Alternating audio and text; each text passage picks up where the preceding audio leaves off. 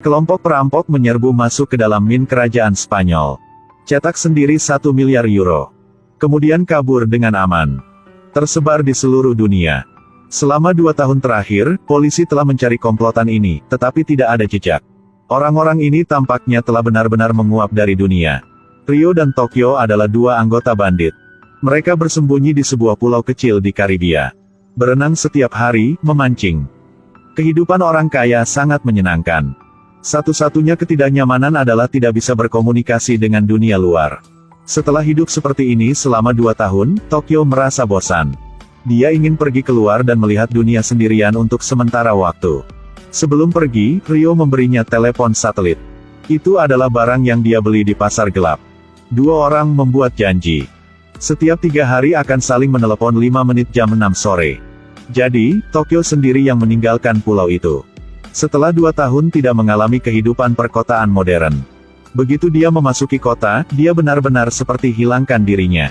3 hari kemudian, dia menelepon Rio sesuai jadwal. Tanpa sepengetahuan Rio, orang yang menjual telepon satelit itu menjebaknya. Kedua ponsel disentuh olehnya. Telepon baru saja dihidupkan. Polisi Spanyol segera menemukan 2 orang itu. Kemudian segera hubungi polisi setempat untuk mengambil tindakan. Rio melamun tentang masa depan bersama Tokyo. Lalu tiba-tiba dia merasa ada yang tidak beres. 2 kapal patroli polisi melaju kencang menuju pulau itu. Dia segera berteriak ke telepon, menyuruh Tokyo untuk melarikan diri. Ketika polisi tiba di sinyal lokasi Tokyo, baru saja melihat seekor anjing dengan telepon satelit diikatkan di lehernya. Namun, sulit bagi Rio untuk melarikan diri di pulau terpencil. Dia tertangkap dan diinterogasi oleh polisi. Ingin dia mengungkapkan di mana sisa anggota bersembunyi. Tapi memukulinya sampai mati dia tidak mengatakannya. Bukan karena dia berkulit tebal dan tidak takut dipukul. Itu karena dia benar-benar tidak tahu. Tempat persembunyian mereka semua disiapkan oleh profesor terlebih dahulu. Kecuali profesor, mereka tidak tahu di mana yang lain.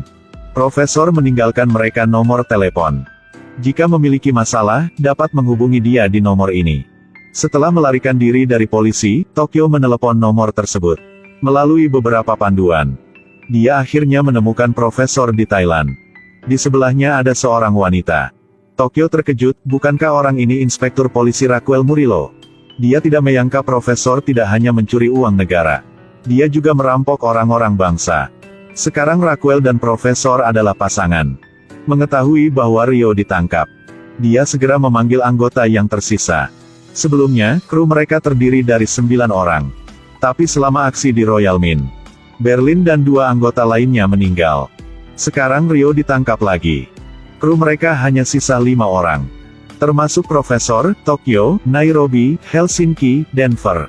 Ada juga Stockholm, seorang sandera yang jatuh cinta dengan Denver. Juga ingin ikut beraksi kali ini.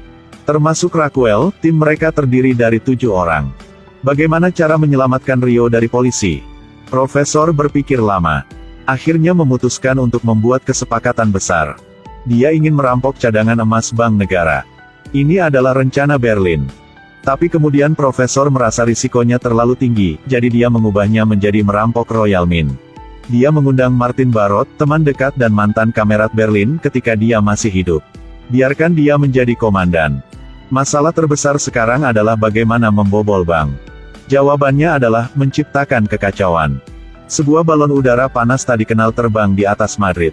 Pintu kompartemen terbuka, ratusan juta uang jatuh seperti hujan. Mereka menggunakan penyebaran uang untuk menyatakan, kami sudah kembali. Tapi mereka tidak bodoh. Tujuan dari tindakan ini adalah untuk menciptakan kekacauan. Kemudian disusupi ke bank negara. Dalam menghadapi kekacauan yang tiba-tiba ini, pemerintah segera melancarkan tindakan pencegahan. Kirim pasukan untuk melindungi tempat-tempat penting di kota. Sekelompok perampok berpura-pura menjadi tentara. Berangkat ke bank negara duluan. Pada saat ini, polisi sedang berjaga di luar bank. Kapten Martin berkata, mulai sekarang tempat ini akan diambil alih oleh tentara. Dia juga meminta polisi menggunakan gas air mata untuk membubarkan massa. Sementara asapnya tebal. Mereka berdua menanam bom mini di luar tembok bank. Kemudian biarkan polisi mengevakuasi sebagian besar sandera di dalam. Dan meledakkan bomnya. Keamanan bank segera mengaktifkan sistem pertahanan. Tutup semua pintu. Dalam waktu 1 jam, tidak ada yang bisa mengangkat blokade. 1 jam kemudian, polisi akan menentang keamanan para sandera. Langsung mengeluarkan perintah serangan. Karena di dalam brankas emas ada sesuatu yang lebih penting daripada uang. Kubah emas dibangun 48 meter di bawah tanah, menghubungkan 2 aliran air. Jika ada seseorang mendobrak pintu brankas emas, sistem anti pencurian akan otomatis. Isi gudang dengan air selama 20 menit. Lebih sulit merampok di sini daripada pergi ke surga. Nairobi dengan 5 anggota lainnya harus memanfaatkan menggali lubang besar di pintu brankas emas dalam waktu sesingkat-singkatnya. Kemudian masukkan ruang dekompresi ke dalam. Seorang anggota memasuki gudang, masuk dan keluar pada saat yang sama mulai pengelasan. Tutup lubang dengan kecepatan tercepat. Tak lama, alarm berhenti, mereka berhasil. Nairobi memasuki brankas emas melalui ruang dekompresi. Ada emas batangan di mana-mana yang berkilauan. Tujuan terpenting mereka, apakah untuk membuka pintu bawah tanah jauh di dalam brankas emas? Dapatkan dokumen rahasia yang tersimpan di sana. Seorang pengguna bom C4 meledakkan pintu bawah tanah. Panglima menghitung mundur detik-detik terakhir. Kemudian beri perintah untuk menyerang ke dalam. Gugus tugas yang membawa peralatan anti peluru secara bertahap mendekat. Tiba-tiba, Denver mengibarkan bendera putih dan berlari keluar. Melihat kotak merah di tangannya, Panglima terpaksa memerintahkan mundur. Di dalam kotak merah itu ada dokumen rahasia pemerintah. Menyimpan cerita yang tidak begitu murni dari pemerintah Spanyol. Setelah terpapar, tidak ada yang tersisa dari UE. Bahkan ada risiko perang. Tidak lama kemudian, penanggung jawab Kementerian Pertahanan, Kementerian Kabinet, dan lembaga pemerintah penting pergi ke ruang komando untuk mengadakan pertemuan darurat. Takut rahasianya terbongkar. Mereka membawa negosiator ahli. Bahkan membawa Rio. Dia yang bertanggung jawab menggunakan metode penyiksaan ilegal sama Rio. Kunci dia di kamar kecil. Tidak cukup ruang untuk duduk. Harus berdiri selama 24 jam. Munculnya negosiator ahli menempatkan profesor dalam posisi rendah. Pertama, dia mengumumkan kepada media beberapa rahasia pemerintah dan berita buruk. Sampai media menemukan itu palsu. Dokumen rahasia di tangan profesor akan tidak berguna lagi. Kemudian mereka memompa gas anestesi ke bank melalui sistem ventilasi. Menunggu gerombolan perampok pingsan. Mereka terus mengirim 5 petugas polisi khusus untuk menerobos ventilasi. Untungnya, profesor telah menyiapkan mata-mata. Seorang anggota luar memberitahu profesor tentang situasi sebelumnya. Petugas polisi khusus yang menerobos disergap oleh bandit. Dipukuli sampai tidak bisa lari. Akhirnya digiring ke kamar. 4 sisi adalah bom inframerah. Profesor menggunakan 5 petugas polisi khusus ini dan 40 sandera. Berhasil untuk menukar dengan Rio.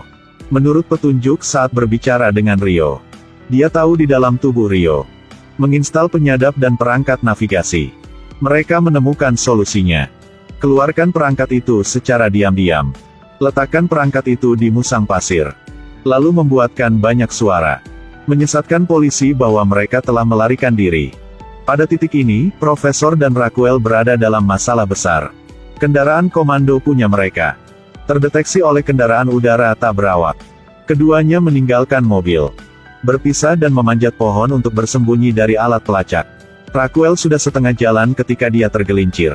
Tim pencari polisi ada di depan.